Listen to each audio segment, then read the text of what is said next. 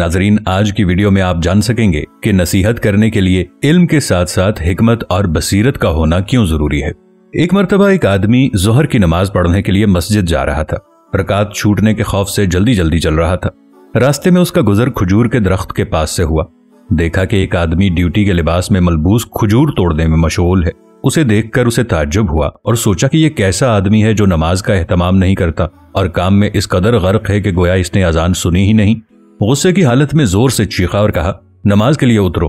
आदमी ने इत्मीनान से कहा, ठीक है, उतरता हूं। फिर उस आदमी ने दोबारा कहा, नमाज पढ़ने के लिए जल्दी करो गधे। ये सुनकर आदमी जोर से चीखा और कहा, मैं तुम्हें गधा लगता हूं। फिर खजूर का एक तना तोड़कर जल्दी जल्दी उतरने लगा ताकि उसका सर फोड़ दे। ये देखकर उस आदमी ने अपना मुंह ढांप लिया ताकि वो पहचाना ना जा सके और दौड़कर मस्जिद में दाखिल हो गया। शदीद गुस्से की हालत में वो आदमी खजूर के दरख्त से उतरा, घर गया, नमाज पढ़ी, खाना खाया, थोड़ा आराम किया और फिर काम की तकमील के लिए खजूर के दरख्त के पास आया। थोड़ी देर में असर की नमाज का वक्त हो गया। फिर वही आदमी जो जोहर के वक्त नमाज के लिए खजूर के दरख्त के पास से गुजरा था, असर की नमाज के लिए भी उसी रास्ते से गुजरा। फिर देखता क्या है कि आदमी दरख्त के ऊपर अपने काम में मशगूल है, लेकिन इस दफा उसने गुफ्तगू का अंदाज बदल दिया और कहा, अस्सलाम वालेकुम, क्या हाल है? उसने जवाब दिया, अल्हम्दुलिल्लाह, खैरियत है। आदमी ने कहा, सुनाओ, इस साल फल कैसा है?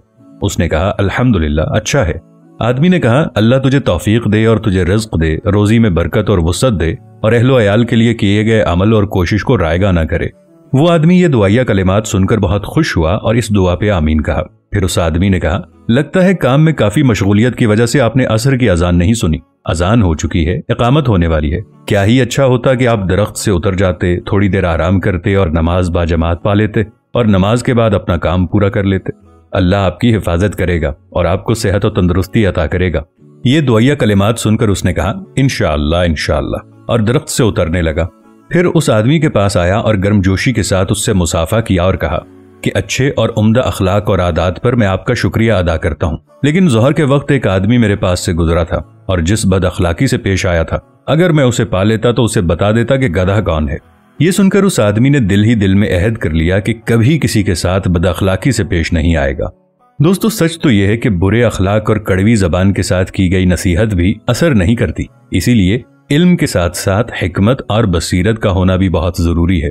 हिकमत और बसीरत का तकाजा यह है कि अपने नुक्ता नज़र को बयान करते हुए और दूसरे के मौक़िफ़ से इख्तलाफ करते वक्त तहजीब, शाइस्तगी और वक़ार को मलहूज रखा जाए।